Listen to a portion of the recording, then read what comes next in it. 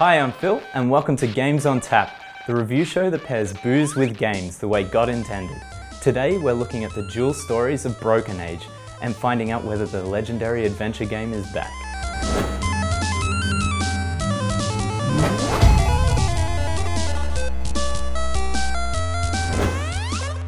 Point-and-click fans rejoice as the king of the genre, Tim Schafer, returns to adventure gaming for the first time in 16 years with Broken Age. Beautiful art, clever offbeat writing, and general nostalgia abound in the Kickstarter game project that started it all. With the change in times and mostly unproven crowdfunding approach, can Broken Age live up to the hype? Welcome to Games on Tap. I'm Phil, and today I'm joined with Ian and Tim for Broken Age. So let's start by having a look at its nostalgia feel. Are we feeling another Monkey Island type game? Is it that good? Did we enjoy it that much, Ian? Definitely. Yeah, definitely a throwback to the old Monkey Island, Broken Sword as well. Definitely a feel of that. Yeah, Tim? Yes, definitely. It's Tim Schafer writing. It's just that alone is what does it for me. And it just, going back, it's that offbeat sort of every other game, there's a clear good and bad, where this is, one of those games where the characters are like, half the time I found myself like, am I going to have to fit, like with the cloud area, I expected I had to uncover some conspiracy with the guy leading the cult there. But I'm like, no, he's just weird and offbeat. Like, and it's like, that's what I love about it the most. But yeah, it just feels like old school, not old school hard, but old school writing and funniness and weirdness. Yeah, same feel. Yeah, it's just nostalgia trip without the beating me in the head horrible adventure puzzles that just hurt. It's just a nice easy run through, nice and enjoyable. It's it makes you, but you can enjoy the story a lot more in this one. Whereas, I mean, the moment to moment things in the old school adventure games and stuff were they were funny as that, but as a whole, they weren't really as cohesive of a story. There were a lot more just weird moments in that, whereas this feels like more of a point A to point B. We're not mucking around, like, here's the story sort of thing, and all of it is a part in it, I guess. Now, the game looks amazing, like, looks, sounds, the story is great. What did you guys think about it? Yeah, I thought it looked great. I like the animation as well, the way it was animated, how they sort of flail about. It's even stop motioning slightly, not hugely, but reminded me of a Machinarium, like that. Yeah. I've never played through that. Like, I've played 5 seconds of it. Yeah, that's good. But animation had the same feel as that. Everyone's that hand drawn, flailing like that. Hand drawn. Yeah, definitely a bonus. It was very fun to look at. And because it was an artist that they actually had in to hand paint every little bit of it. I can't remember his actual name. Which is amazing. But yeah, like that's why I think it's so good, because they've kept, as opposed to having 10 different artists to do, the little bits and pieces, they've got one guy who's the overruling sort of, here's the concepts, here's the thing, and he's drawn it up. And that's what, like, it's just such a sort of unified art style, the way, and even between the two stories. You have two different worlds. Exactly, completely. But they still feel like... They go together. They both kind of mirror each other. Like, from that very first, you see a very first shot, mirror the selection screen. Which is really cool. And we got some big name voice actors in there that contribute some really great Ethan Hunt, lines. Patrick Swayze. Yeah. Jack Black. Is that right? No. Ethan Hunt. That's a character from Mission Impossible. Maybe Elijah Wood. That one, yes. Jack Black. Yeah. Will Wheaton. Oh, Will Wheaton. The awesome lumberjack. Penn Ward. That was amazing. I was like, when I heard his voice, it's like, I have to work at it. And when I went and read it up, I'm like, it's the guy who voices the random Candy Kingdom voice. I'm like, that's where I've heard this before. Especially when he yells at it, you guys. I'm like, it just sounds like every candy thing just yelling out help to Finn and Jake. Now, did we think it was too short at all?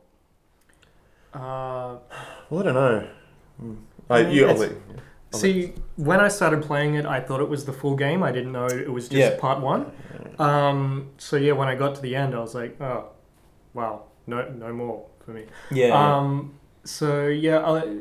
I noticed a few things. The snake, for example, you get to an area, there's a snake you can't go past, and within Act 1 you can't. That's obviously something for Act 2. So things like that for me made it feel like an extended demo for a full game.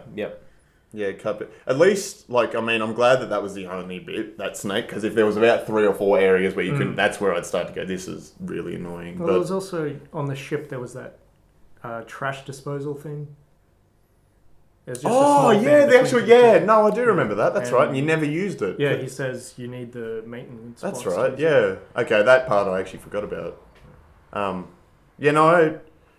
think it's too early. Like, it's the same as Telltale games. Like, you can't really judge. I mean, they'll have an amazing episode, and then the next one might be crap. Whereas, like, this could be just the prologue-y sort of, like, the next one might be 6 hours. I guess we don't hugely know, but I think it comes down to as long as they can go somewhere that means something in that last 4 hours, I think it'll be worth. Like, 8 hours for a really meaty story adventure game is pretty decent in my opinion, and for $25, like I'm not that bothered. It's not too bad. Now, do we want to touch on a bit of Kickstarter and how they managed funds? They're the first decent Kickstarter. Jesus, consider it. Still a little controversy. Yeah, I know. The way that they sort of got new funds and that, which is a bit. I understand why they did it, obviously, and I mean, you can't really sit there and say.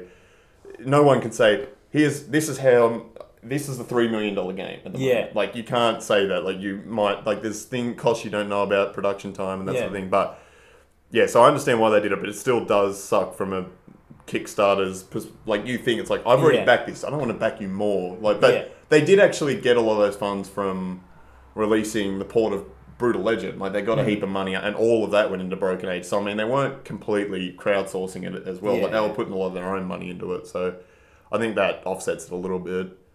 But I'll do anything for Double Fine. I don't care. Yeah. And they did deliver a great game. Looks great, sounds great story. And if that's what you want, a point-and-click, story-driven game, that's what you're going to get from this.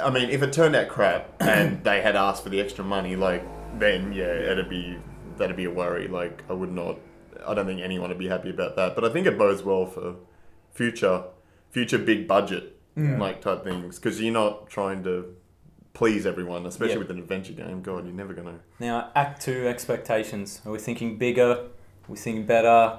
Or along the same line? I wouldn't be surprised with 6 hours. Yeah. Bigger game I would like. Story-wise, I'd like to find out, without spoiling it or anything, everything that Shay's doing. I'd like to find out why that is, because that wasn't touched on at all.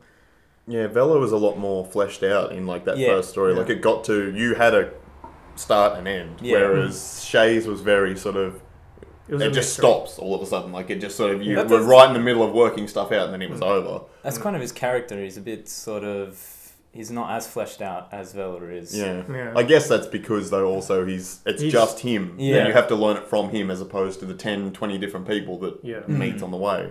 Like, Shay, that's his whole life. He's just been on that ship, so... Yeah. He's finding out at the same time that you are that there's more happening on the ship. Mm-hmm. Like creepy wolves lurking around beneath. Yeah. Creepy, rapey sounding wolf. Yeah. Weird voice on that. I love the voice, but fitting, but weird. Exactly. But I just... Yes. I always get an evil vibe from him. Yeah. Yeah. Like, yes. But then... Me too. Yeah, so, do we want to wrap things up? We'll give it a score and your final thoughts on Broken Age. Start with Iain. Comparing it to a drink, I would say it's a lot like whatever your dad drinks. Yeah. I mean, you have that nostalgia feel, but you want more. Yeah. So, you're a kid. You have one beer and then that's it. That's all you're getting. That's the Adventure Times of that day. Yeah. Sorry, Adventure Games of that day. Now you're an adult. You play Broken Age Act 1. That's one beer. Yeah. You're an adult. You can have more, and you will. So that's how I felt about both. And how it felt, and Yeah. What would be a delicious compliment? Yeah. And Tim? I think a nice aged wine. Yes. Lovely. You can just enjoy and look at and smell, and I would say you can't really listen to it, can you? No, but it looks beautiful. It tastes beautiful. And you can say, this is meaty. This has got so much enjoyment. And it makes me happy. Yeah. That's the main part of a good wine. And Broken Age definitely does that. Makes you happy. It does, and I'm not being moved along. I'm not there. I'm not having a shot. Yeah. I'm just chilling with my wine. It can go warm. I don't mind. Yeah. It's a red. Red's always better warm. A nice aged red. Exactly, it does. A broken aged wine. That'd be the perfect just end there. This broken age wine done. Well, I think that's just about wrapped it up. Sounds like a great game. So thank you guys for watching Games on Tap, and we'll see you all next week for our next game.